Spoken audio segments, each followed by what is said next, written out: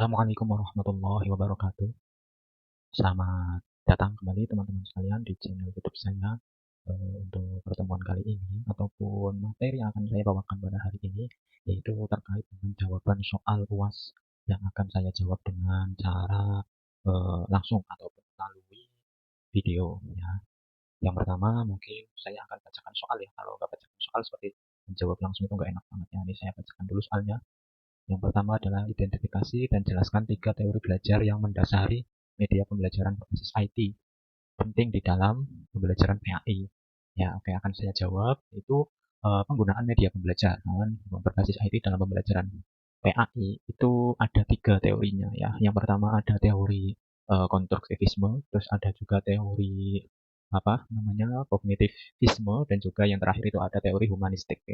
Yang mana ketiga teori ini memberikan landasan yang kuat untuk menciptakan pembelajaran yang lebih aktif dan kreatif ya antara mahasiswa ataupun siswanya dengan melalui media yang berpusat pada siswa. Ya, penjelasannya yang pertama, teori konstruktivisme itu adalah teori yang menekankan bahwa pengetahuan dibangun oleh siswa melalui pengalaman atau interaksi, yaitu dengan bagaimana dia berinteraksi dengan lingkungannya dalam pembelajaran PAI-nya. Media yang berbasis IT seperti aplikasi, integritas, ataupun platform yang lain itu juga berpengaruh dalam pembelajaran siswa, yaitu memungkinkan siswa untuk dapat lebih aktif membangun pemahaman, ya lebih membangun siswa untuk lebih memahamkan mereka tentang materi yang diajarkan. Nah, dengan seperti ini membuat proses pembelajaran lebih bermakna dan karena siswa terlibat ataupun terjun langsung ke dalam pembentukan pembelajaran melalui media yang bersifat konstruktivisme. Terus yang kedua ada teori kognitivisme, yaitu teori yang mana di sini itu lebih penting untuk mengarahkan kepada proses mental dalam pembelajaran, ya, seperti memahami, mengingat, dan menerapkan informasi dari apa yang diajarkan oleh guru. Terus media yang berbasis IT ini dalam teori tadi kognitivisme ini itu sangat mendukung pendekatan teori ini ya dengan menyediakan alat yang membantu siswa memahami konsep agama yang mungkin sulit ya bagi siswa kalau dipahami secara biasa tanpa ada teorinya. Ya, seperti menggunakan video pembelajaran ya yang berisi animasi ataupun figur langsung dengan materinya video ataupun dengan cara menyampaikan materi agama yang lebih visual atau dengan diiringi dengan gambaran yang bisa lebih diingat oleh siswa sehingga lebih mudah mengidentifikasi ataupun lebih mudah menginternalisasikan nilai-nilai yang diajarkan. Terus untuk teori yang terakhir yaitu ketiga, ada teori humanistik, yang mana teori ini itu lebih mementingkan pengembangan potensi individu dan penghargaan terhadap masing-masing keunikan yang dimiliki oleh siswa. Yang mana media pembelajaran berbasis IT dalam pendekatan ini itu harus lebih profesional ataupun lebih ke individu personal ya. Seperti halnya misalnya pemanfaatan platform e-learning dapat menyediakan materi yang lebih disesuaikan dengan minat dan bakat dari masing-masing individu siswa sehingga setiap siswa nantinya dapat belajar dengan cara dan kecepatan ataupun kecepatan menyerap ilmunya dapat disesuaikan dengan diri mereka. Ya. Jadi dari ketiga teori ini itu sebenarnya penggunaan media pembelajaran berbasis IT dapat menciptakan pengalaman yang lebih baik dalam pembelajaran PAI, terutama dari 3 teori tersebut, ya, yang tidak hanya fleksibel, efektif, tetapi juga relevan dengan perkembangan dan kebutuhan siswa. Hal ini membantu untuk siswa mengembangkan ataupun menyerap lebih baik ilmu agama yang diajarkan oleh guru mereka di sekolahan. Ya, itu untuk soal nomor 1. Terus juga masuk ke pertanyaan soal nomor 2, yaitu identifikasi personal pembelajaran PAI di sekolah dan bagaimana media pembelajaran berbasis IT dapat menjadi solusi untuk permasalahan tersebut. Ya, jawabannya untuk nomor 2 adalah pembelajaran pendidikan agama Islam atau PAI di sekolah itu sebenarnya menghadapi beberapa personal ataupun permasalahan ya, yang mana perlu dihadapkan ataupun diinovasikan dengan beberapa perhatian yang serius ataupun harus difokuskan. Yaitu salah satu masalah utamanya adalah satu keterbatasan media pembelajaran. Ya, banyak guru masih menggunakan metode yang lama ya ataupun masih seperti itu aja waktu dulu saya sekolah itu seperti itu saja yang kurang sesuai dengan kebutuhan banyak siswa. Ya, kebutuhan siswa saat ini kan sudah sangat berbeda dengan yang zaman dulu. Jadi keterbatasan media pembelajarannya yang itu saja membuat pembelajaran PAI itu kurang berkembang, yang mengakibatkan pembelajaran terasa kurang menarik dan tidak efektif dalam membantu siswa memahami materi agama secara mendalam. Terus untuk yang selanjutnya hambatannya itu adalah kurangnya penguasaan kurangnya penguasaan teknologi oleh guru. Jadi banyak guru PAI, terutama mungkin yang tahun-tahun lawas atau yang terdahulu, itu kurang melek terhadap teknologi, ya gaptek lah itu, yang menjadikan lambat dalam mengevaluasi ataupun untuk berinovasi dengan menggunakan media pembelajaran yang baru. Banyak guru PAI belum terampil dalam memanfaatkan teknologi dan proses pembelajaran sehingga dalam pelaksanaannya itu membuat potensi media pembelajaran yang berbasis teknologi atau IT itu tidak dapat dimanfaatkan secara maksimal. Padahal teknologi dapat meningkatkan kualitas dalam relevansi ataupun penerapan secara langsung di pembelajarannya. Terus yang ketiga juga ada personal ataupun persoalan yang masih sangat banyak dihadapi oleh guru PAI, yaitu minimnya interaksi dan partisipasi mahasiswa, yaitu minimnya interaksi ataupun saling tukar tanya jawab ataupun berkomunikasi antara guru dan siswa. Juga di situ terkendala siswanya juga pasif, hanya sering mendengarkan saja tanpa ikut untuk menanggapi ataupun bertanya berkaitan dengan pembelajaran, yang mana dengan ini mengakibatkan siswa cenderung kurang antusias ya dalam pemahaman mereka terhadap nilai-nilai yang diajarkan dalam pembelajaran agama Islam, yang mana pemahaman materi mereka itu menjadi tidak mendalam. Terus untuk urgensi mengatasi masalah ini, yaitu kita bisa dengan media pembelajaran berbasis IT itu dapat dijadikan solusi untuk lebih mengefektifkan pembelajaran, misalnya dengan menggunakan media interaktif dan multimedia seperti video, animasi, dan modul interaktif lainnya dapat membuat materi PAI lebih menarik dan mudah dipahami. Ya, jadi mau nggak mau harus melek dengan teknologi.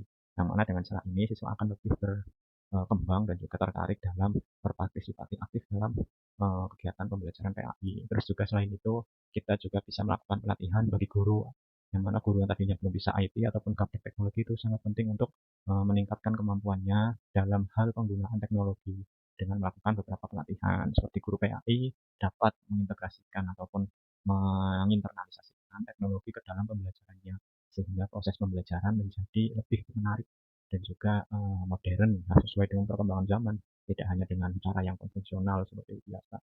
Terus untuk yang terakhir, kita bisa pemanfaatan media-media elektronik ataupun platform elektronik yang berbasis e-learning, juga aplikasi online, yang mana penggunaannya itu dapat memberikan fleksibilitas ataupun kemudahan akses untuk siswa di manapun dan juga kapanpun selagi masih terdapat internet di dalamnya. Jadi bisa digunakan kapanpun dari manapun tanpa perlu terkendala tempat dan lain sebagainya. Siswa juga dapat terlibat dalam diskusi secara langsung dengan tugas-tugas yang bisa dikirimkan secara langsung, ya. Yang mana dengan fleksibilitas ini membantu mereka bisa lebih memahami dan menerima pembelajaran PAI dengan lebih baik. Ya. Dengan solusi ini diharapkan guru PAI lebih bisa mengembangkan potensi ataupun bakat dan kemampuan mereka dalam menggunakan teknologi agar tidak gaptek atau tertinggalan zaman. Ya. Terus untuk soal yang ketiga, itu ini saya bacakan soal yang nomor tiga, yaitu identifikasi berbagai keunggulan dari dan kelemahan MOOCS. Ya. MOOCS ya, atau disebut Massive Open Online Courses kalau nggak salah, yaitu menawarkan berbagai keunggulan yang membuat dalam melakukan pembelajaran itu lebih menarik ya, dengan metode pembelajaran yang lebih modern. Itu adalah MOOCS ya.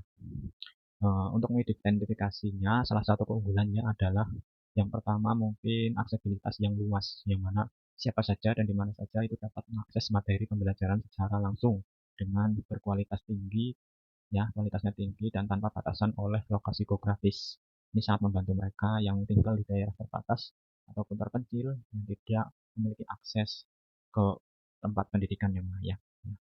Terus juga kelebihan dari MOOCS yaitu fleksibilitas waktu dan juga tempat, yang mana peserta bisa mengakses media ini dengan jadwal mereka sendiri, sehingga sangat pas untuk dilakukan ataupun diakses ke setiap waktu ya, seperti pekerjaan ataupun tanggung jawab keluarga itu bisa diseimbangkan dengan jadwal pembelajaran menggunakan MOOCS ya.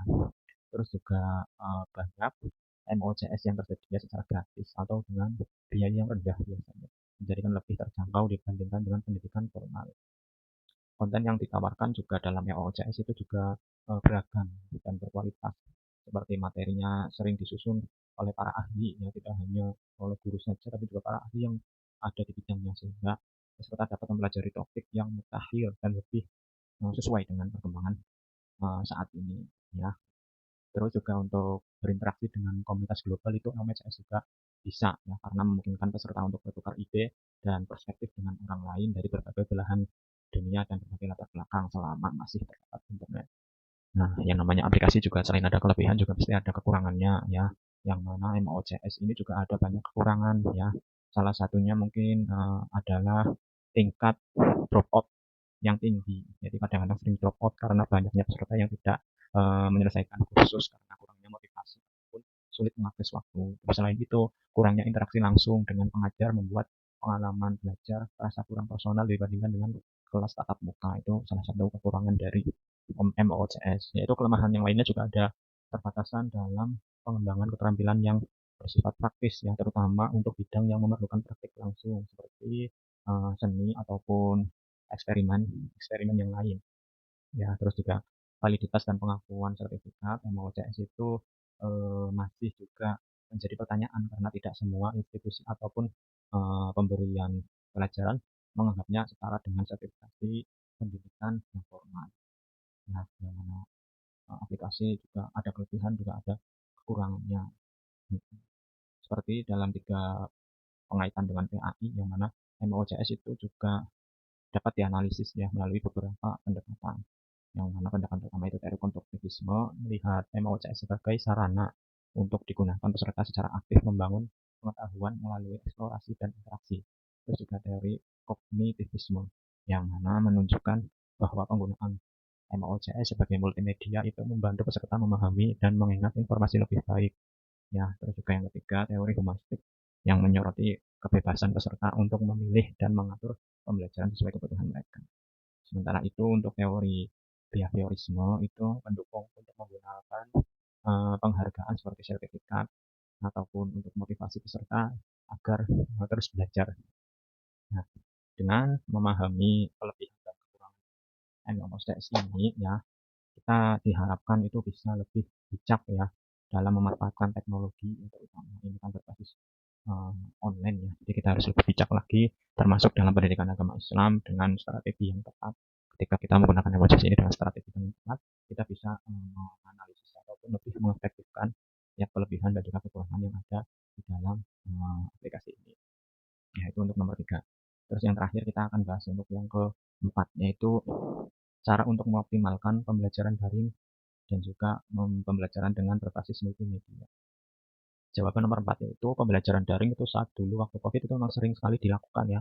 Karena lockdown tidak boleh bertemu secara langsung, jadi lebih fokus untuk di rumah saja. Nah, langkah-langkah strategis yang bisa digunakan dalam proses pembelajaran yang lebih efektif dan juga menarik melalui daring yaitu salah satunya penggunaan platform e-learning yang tepat ya, seperti Google Form, waktu itu ada Zoom dan juga ada Google Meet ya, yang bisa digunakan untuk pengembangan pembelajaran daring ya, dengan berbagai fitur seperti forum diskusi, penguasaan, dan penilaian daring untuk mendukung kebutuhan siswa dalam pembelajaran, baik bagi guru maupun siswa itu sendiri.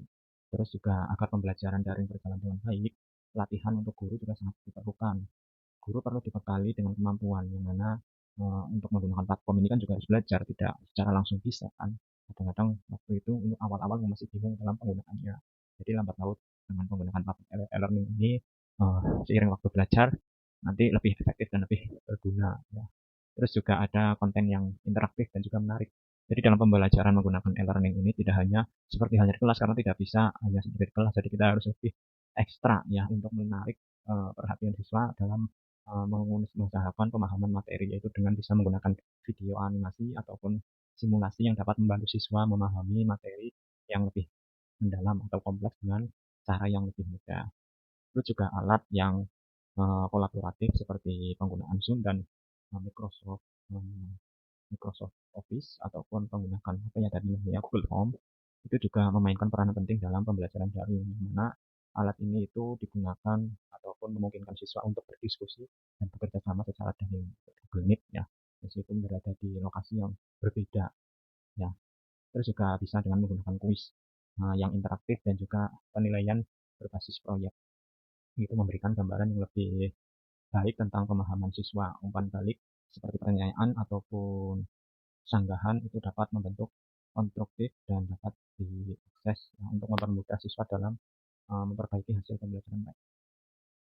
Terus juga selain itu ada pembelajaran yang daring itu perlu mendorong partisipasi aktif siswa, yang mana biasanya dalam pembelajaran daring itu siswa lebih apa ya hanya terfokus oleh mendengarkan saja. Kadang-kadang dalam Zoom ataupun Google Meet kamera tidak dibuka sehingga pasif hanya mendengarkan saja, yang malah ditinggal itu biasanya. Nah, untuk pembelajaran berbasis multimedia, penggunaan berbagai jenis media seperti video, audio, animasi, dan foto itu dapat membuat pembelajaran lebih menarik menurut saya ya. Terus juga setiap jenis media juga memiliki keunggulan yang mana tidak bisa disamakan dengan yang lainnya. Mungkin secara keseluruhan sama, tapi juga ada beberapa kelebihan yang tidak bisa dimiliki oleh yang lain medianya. Ya, seperti konten multimedia juga harus dibuat secara aktif interaktif yang mana melibatkan mahasiswa ataupun siswa dengan gurunya agar tidak hanya bersifat mendengarkan dan menyimak saja, seperti bisa menggunakan video pembelajaran ataupun video animasi yang mengisikan tentang multimedia untuk pembelajaran. Terus juga bisa mengintegrasikan konten multimedia ke dalam platform e-learning seperti halnya Zoom, Google Meet, dan sebagainya yang memberikan kemudahan akses bagi siswa serta memungkinkan untuk guru melacak kemajuan pembelajaran mereka. Selain itu, multimedia juga dapat digunakan untuk simulasi dan visualisasi yang melibatkan video animasi ya, yang menjelaskan proses seperti contoh pelajaran biologis ataupun cerita nabi yang bisa divisualisasikan dengan video animasi. Hal ini sangat membantu siswa untuk lebih memahami konsep-konsep ataupun materi yang sulit dipahami dengan hanya mendengarkan tanpa visualisasi. Terus juga agar konten multimedia lebih efektif, materi yang disampaikan juga harus relevan atau sesuai dengan kebutuhan siswa ya, dan kontekstualnya itu sesuai dengan pembelajaran materi yang disampaikan. Yang mana guru dan siswa juga perlu diberikan pelatihan teknis untuk membangun dan menggunakan multimedia, yang mana kita guru tidak bisa menggunakan multimedia susah untuk mengembangkan materi yang sesuai dengan materi ya, ataupun sesuai untuk dimultimediakan. Kalau tidak dilatih juga tidak bisa menggunakan multimedia, serta untuk dapat mendukung teknis yang menghadapi kendala di sewaktu-waktu. Nah, untuk yang terakhir, evaluasi dan penyempurnaan konten secara berkala juga harus dilakukan, dimana dengan menerima umpan balik dari siswa dan menggunakannya untuk memperbaiki materi pembelajaran berbasis multimedia akan semakin efektif dan bermanfaat jika disesuaikan dengan evaluasi setiap harinya. Selain dengan pembelajaran yang perlu belajar, pelatihan guru juga harus mengevaluasi setiap pembelajarannya yang berlaku ya, dengan menggunakan multimedia.